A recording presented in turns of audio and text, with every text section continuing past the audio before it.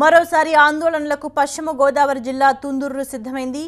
ఆక్వాపార్క్ ముట్టడికి పోరాట సమితి నేతలు పిలుపునివ్వడంతో పోలీసులు గుంపులుగా దిగిపోయారు. స్థానికులను ఎక్కడికక్కడే కట్టడి చేస్తున్నారు. వందల సంఖ్యలో పోలీసులు మోహరించి తుందూరును తమ ఆధీనంలోకి తీసుకున్నారు. ఆక్వా ఫుడ్ పార్క్ పై ఆందోళనలు తీవ్రమవుతున్నాయి. ఫ్యాక్టరీకి వ్యతిరేకంగా చేపట్టిన ఆందోళనలతో మరోసారి తుందూరు అట్టుడుకనుంది. గ్రామంలో సెక్షన్ 144(5), 30 పోలీస్ యాక్ట్ విధించారు. వందల మంది పోలీసులు పహారా కాస్తున్నారు. గత 3 ఏళ్లుగా ఈ వివాదం రగులుతూనే ఉంది. తుందూరు సమీపంలోని 35 గ్రామాలకు ఈ ఫ్యాక్టరీ వల్ల ప్రమాదం పొంచి ఉందని స్థానికులు అంటున్నారు. తుందూరు, జొన్నలగరువు, బేతపూడి గ్రామాలకు తీవ్ర నష్టం తప్పదని అంటున్నారు.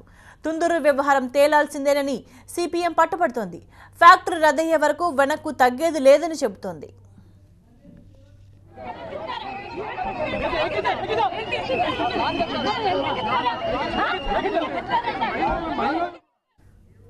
తుందూరులో తాజా పరిస్థితిని మా ప్రతినిధి రవి అందిస్తారు. రవి,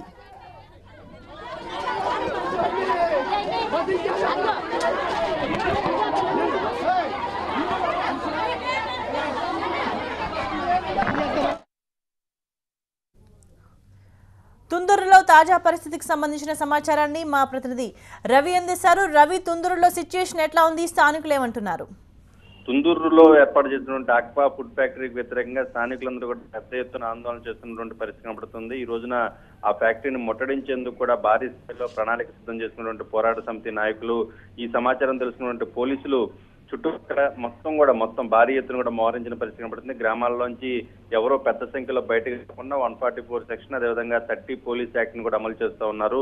అన్ని చోట్ల కూడా పోలీస్ పికెట్ ఏర్పాటు చేసి గ్రామంలోకి ఎవరిని కూడా అపరిచితులు ఎవరిని కూడా, అంటే ఆ గ్రామానికి సంబంధం లేని వ్యక్తులను ఎవరిని కూడా రానివ్వట్లేదు. అదేవిధంగా ఉద్యమకారులు, ఉద్యమానికి సంబంధించిన నాయకత్వం వస్తున్నటువంటి ఎవరైతే ఉన్నారో అతను కూడా అదుపు తీసుకున్న పరిస్థితి కనబడుతుంది. ఈ నెల 8వ తారీఖున ఇదే రకమైన పరిస్థితి నెలకొంది.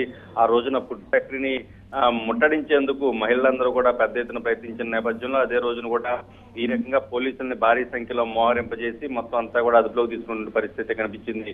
ఈ రోజున మరోసారి ఫుడ్ ఫ్యాక్టరీని ముట్టడించేందుకు ప్రయత్నించడంతో భారీగా పోలీస్ బలగాలు వీటిని అందరినీ కూడా ఎదుర్కొనేందుకు సిద్ధంగా ఉన్నాయని చెప్పుకోవచ్చు. ఎవరో కూడా గ్రామాలలో బయటికి రావడం కానీ, రోడ్లపైకి వచ్చి నిరసన తెలియజేసేందుకు కూడా అనుమతించే పరిస్థితి కనిపించట్లేదు. ఖచ్చితంగా ఫుడ్ ఫ్యాక్టరీని ఆపి తీరాలి, ఎలాగైనా సరే, ఒకవేళ ఆపకపోతే మేమే ఆపుతామనే ఒక ధోరణిలో గ్రామస్తులందరూ కూడా ప్రయత్నం చేస్తున్న పరిస్థితి కనిపిస్తుంది. రెండో వైపున ఈ ఫుడ్ ఫ్యాక్టరీకి ఎలాంటి ఇబ్బంది కలగకుండా చూసేందుకు కూడా అధికార యంత్రాంగం ప్రయత్నం చేస్తున్న పరిస్థితి కనిపిస్తా ఉంది. థాంక్యూ రవి.